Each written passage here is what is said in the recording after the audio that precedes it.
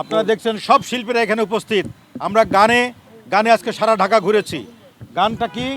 করব কাজ করব দেশ, সবার আগে বাংলাদেশ। করব কাজ করব দেশ, সবার আগে বাংলাদেশ। শহীদ জিয়া স্বদেশী মন্ত্র, খালেদা জিয়া গণতন্ত্র, তারেক রহমান আগামীর জয়গান, রুখে দেবে শত্রুর সব ষড়যন্ত্র। বিএনপি মানেই জনতার ঢল, জনতাই শক্তি জনতাই বল। বিএনপি মানেই জনতার ঢল, জনতাই শক্তি জনতাই বল। করব কাজ করব দেশ, সবার আগে বাংলাদেশ।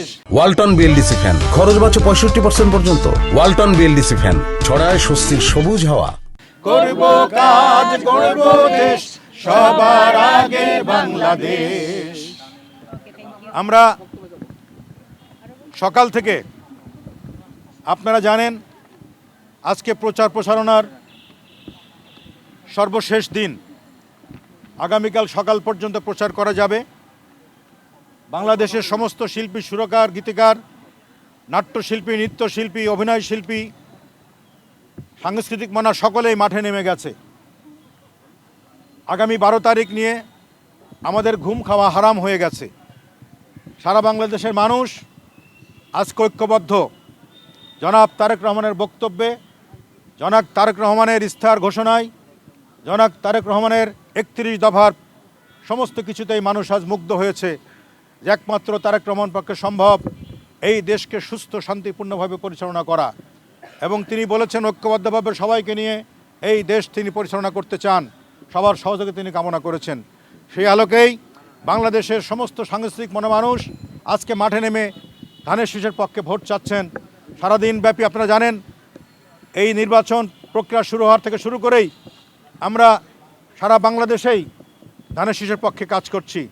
একজন নায়ক, আপনাদের প্রিয় নায়ক জনাব শাহেদ খান, প্রিয় অভিনেত্রী রিনা খান, প্রিয় শিল্পী মিমি, প্রিয় লেখক, গীতিকবি, মানব স্রোত সংগঠক, আমাদের সারা বাংলা এই আন্তর্জাতিক বিষয় সহ সম্পাদক নাজমুল আবেদিন মোহন ভাই, একজন রবি চৌধুরী, একজন নায়িকা সিমলা, একজন তুলি, আমাদের বিপাশা সহ অসংখ্য শিল্পী, সুরকার, গীতিকার এবং সংস্কৃতি লোকজন মাঠে কাজ করছে।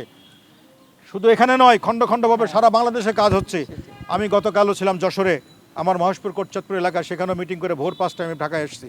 এসেই সারা বাংলাদেশের মানুষের কাছে বার্তা পৌঁছাচ্ছে, আসুন একটা বার জনাব তারেক রহমানকে প্রধান বানিয়ে দেখুন এই দেশের পরিবর্তন কিভাবে আসে। চাঁদাবাজি থাকবে না, দুর্নীতি থাকবে না, কলহ থাকবে না, বিবাদ থাকবে না, নির্বিচারে মানুষের অত্যাচার করা হবে না।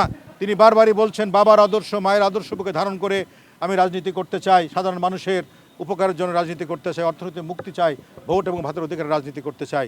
সে আলোকেই আমরা বিশ্বাস বুকে ধারণ করে মাঠে ময়দানে কাজ করছি ধানের শীষের পক্ষে। আগামী 12 তারিখ সারা বাংলাদেশের প্রতি শিল্পী সমাজের পক্ষ থেকে আহ্বান, আসুন ঘর থেকে বেরিয়ে এসে সকাল সকাল ভোট কেন্দ্রে গিয়ে ধানের শীষে ভোট দিয়ে বিজয় এনে আমরা তারেক রহমানকে প্রধানমন্ত্রী বানিয়ে সুস্থ সুন্দর বাংলাদেশে সবাই মিলে বসবাস করি। সেই হোক আজকে আমার প্রতিজ্ঞা। ধন্যবাদ সকলকে।